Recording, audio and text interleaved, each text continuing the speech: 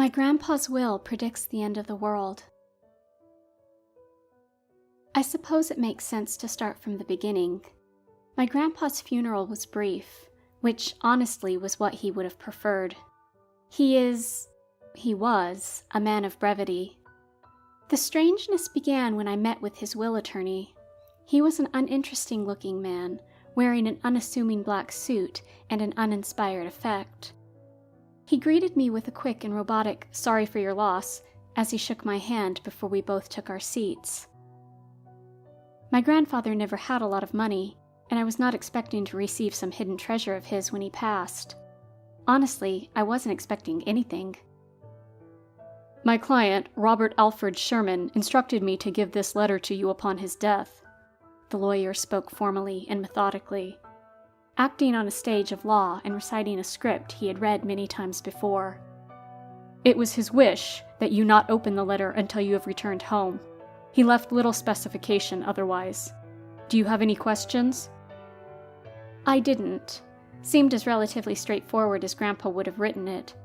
After returning home, I placed the letter on my nightstand and took a shower.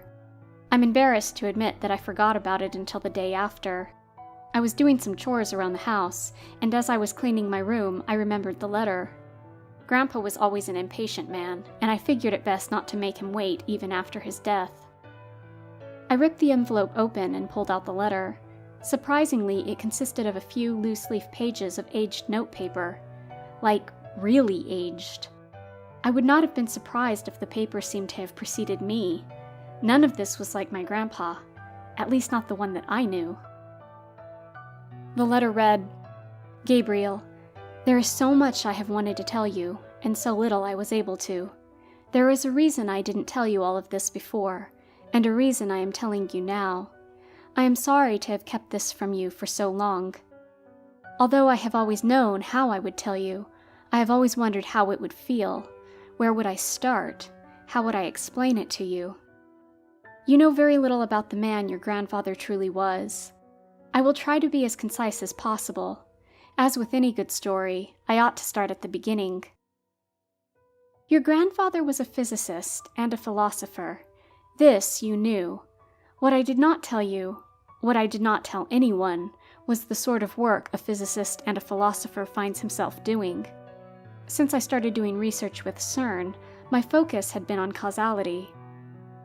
How a cause led to an effect, what causes led to what effects, what the physical universe gives rise to the world what we experience, and to what extent our experiences as being tied to the physical world are truly our own. How much agency do we truly have over our actions? I was a bit stunned. Of course I knew Grandpa was a philosopher. I knew he was a physicist. I never knew he worked at CERN. I never knew what he focused on. Why did he never tell me?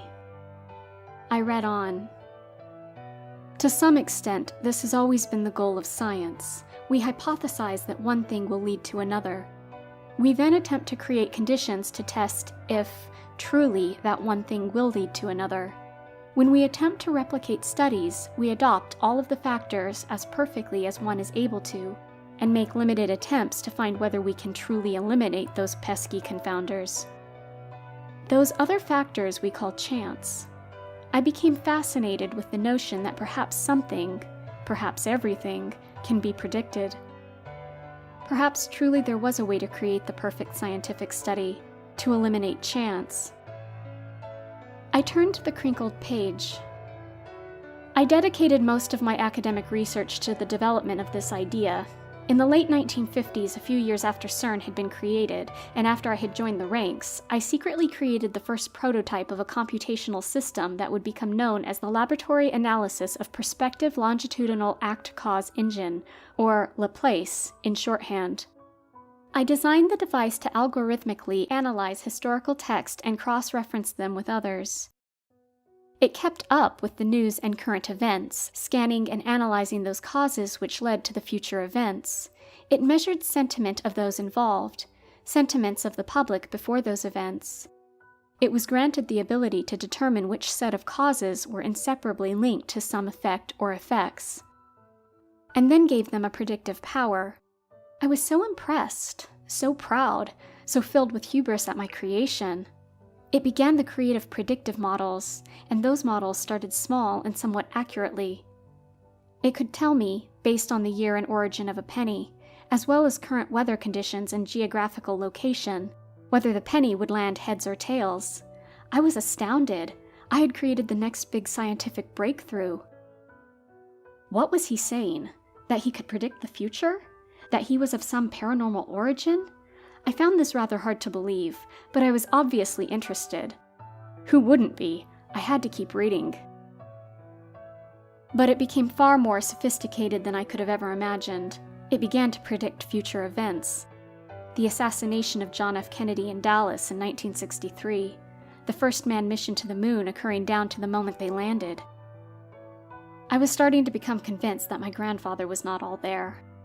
As though he had predicted this thought, he wrote, "I know this all sounds ludicrous. You are a natural skeptic, just like your father, and just like me. Good skepticism runs in the family. That is why I will show it to you now. As you read this sentence, your phone will ring, and the call will be from John, the first..." I didn't have time to read the next sentence. My phone had rung. I jumped up, gripping the papers tighter as I stared at the phone. John was calling. "Hey, Betty, what's going on?" "Hey, can I call you back?" I asked, my voice a bit shaky. "Yeah, is everything okay?" I hung up. "Sorry, John." I glanced at the next sentence. "The first thing he will say to you as you pick up the phone is, 'Hey, buddy, what's going on?' Before you tell him you will need to call him back, your voice will shake, and he will ask you if everything is all right before you hang up on him mid-sentence." I could not believe what the actual fuck was happening. To the letter, he knew what was going to happen, to the letter. But, I thought to myself, of course this could just be a rather strange coincidence. I know you most likely think this is a coincidence. Fuck. And I can prove that it is not. At exactly 2:20 p.m., your computer will let you know that it requires an update and will begin to restart. At 2:21 p.m., the mailman will deliver the Bob Woodward book you've been waiting to read for some time. The list went on and on. I stood there, incredulously reading the list of predictions my grandfather could not possibly have made. Yet, all of it happened. My grandpa was not lying. Laplace was real. Now that you believe me, I should get to the point. It's not like your grandpa to waste time. There is no other way to say this other than to say it. The world is going to end, and it will end horribly. Humanity will not go gently into that good night. It will not end with a whimper. It will be cataclysmic. Every event follows a cascade of causes. While this was an inevitability since the Big Bang, the end of the world is largely the result of humanity. I will detail to you how the world will end. As you expect, the end of the world is largely humanity's fault. The nuclear weapons we developed during what will be known as the Cold War will be our ultimate downfall. These weapons, while not inherently destructive, will inevitably be placed in the hands of those incompetent and unfit to hold them. It will start as mere verbal escalation between the United States and North Korea. At first, it will appear that these tensions will die down. These countries will appear to be relatively peaceful with one another. At the very least, that coexistence is possible. But men are such violent creatures, and it is within their nature to escalate. The Mueller investigation into Trump's connection with Russia begins to scare him. He becomes particularly volatile, erratic, dangerous. He decides one day that military action against the North Koreans is necessary to prevent further nuclear proliferation. In an unannounced attack, he sends special forces to undergo an extrajudicial killing of the North Korean leader. The plan fails, and the North Korean leader is not only angry, but scared. He feels threatened. In a fit of mania, he orders his ranking generals to direct multiple nuclear weapons strikes to the homeland United States. Their technology, it was far more advanced than the United States intelligence was prepared for. The US underestimated their arsenal. We are unable to defend the homeland. Millions die in the immediate impact. Hundreds of millions. The catastrophe is isolated to very small parts of the country, at first. But soon enough, the nuclear fallout begins to spread across the country. Radioactivity seeps into the rest of the country. Millions of people become sick. They bald. They vomit profusely. Food becomes inedible, and those who choose to eat anyways become sicker. Families attempt to flee to airports, but no plane is authorized to take off. Many make attempts to drive as far from the nuclear blast as possible. But those who saw opportunity in the chaos took it upon themselves to loot and rob those families who are trying to make it to safety.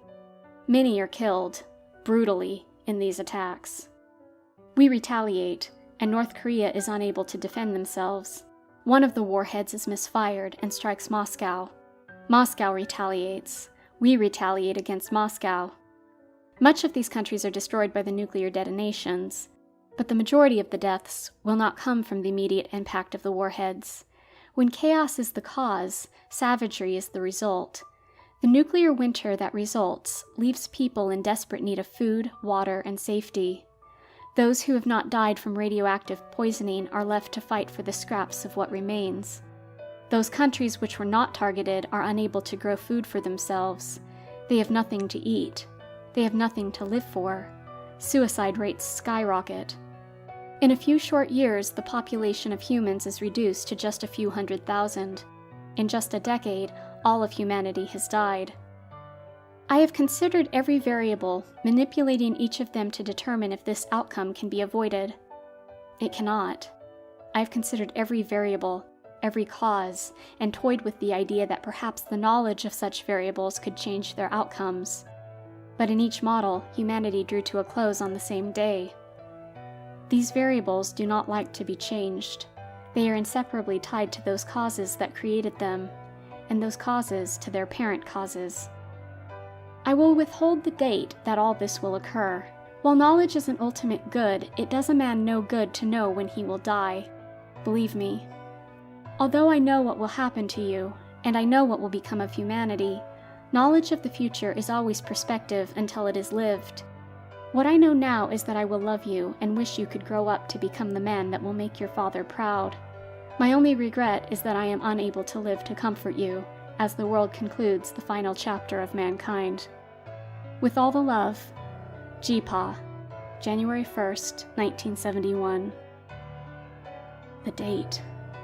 Nearly 3 decades before I was born, and the letter was addressed to me. I put the letter down and thought about what was to come. I have never felt so impotent. I thought about all of my options. Then I realized I had none.